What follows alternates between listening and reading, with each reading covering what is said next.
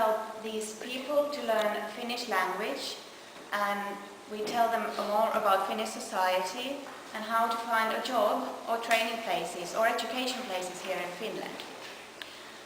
I could tell you a little bit more about these Misterit or Misters courses, which is for the male immigrants. They have school days for 4 days a week. They have Finnish language, they have mathematics, computer skills, and then they talk a lot about Finnish society, Finnish working life and rules in the society and working life. And then 1 day a week they have a workshop. They do wood things for the whole day. So they have something to do with their hands, not just study the Finnish language. And that is quite important for the men, because they might find the Finnish language quite hard to learn. So it's good that they have something else to do as well, not just learn the language and sit in the school all the time. And 3 days a week, approximately 4-5 days per day, 4-5 hours per day. We also have Finnish language, and then we have mathematics, which is really basic mathematics. Because most of the women who come to my course, they haven't gone to school in their own countries. They come from countries like Iran, Iraq, Afghanistan, Sudan. So they have not been allowed to go to school in their countries. Before they come to our courses, they go to basic Finnish courses, so they are able to speak a little bit Finnish and understand Finnish language. So we have language education, we have mathematics, and then we also talk about Finnish society and working life. But women also have workshops.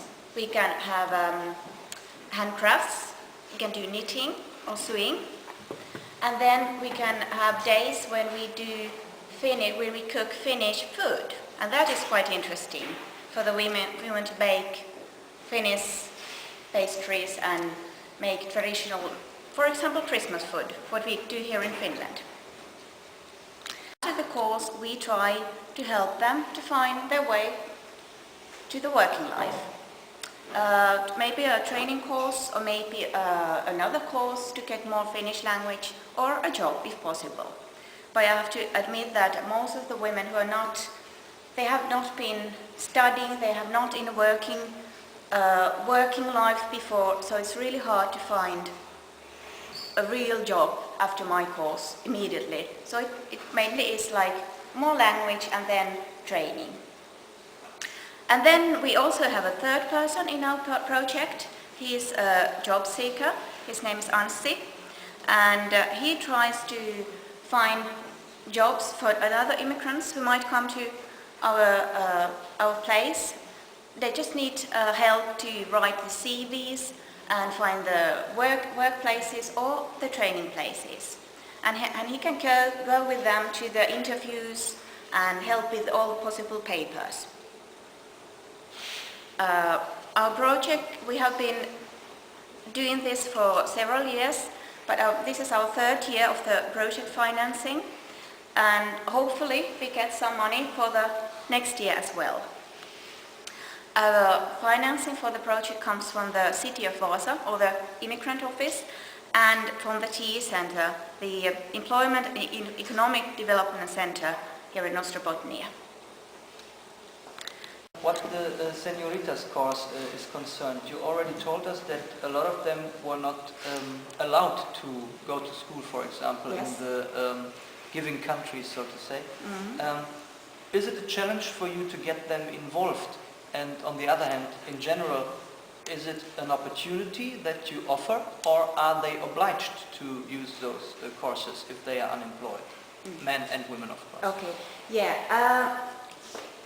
These refugees who come to Finland, they are obliged to take lessons in Finnish language to be able to immigrate, to be able to find their place in Finnish society. So the working employment office tells them they have to go through the basic Finnish courses. They have to do this.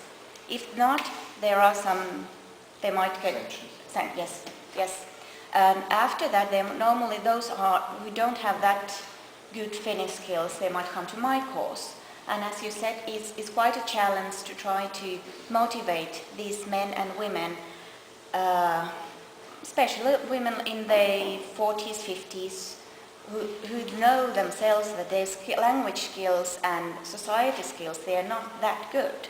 And they know that in working life, in Finland as in other countries, you're supposed to know a lot of things about the society. So that is quite a challenge for me and the other teachers as well. But on the other hand, these women they are quite happy that they have something to do instead of just stay at home and take care of the children all the time, or just sit at home and be unemployed.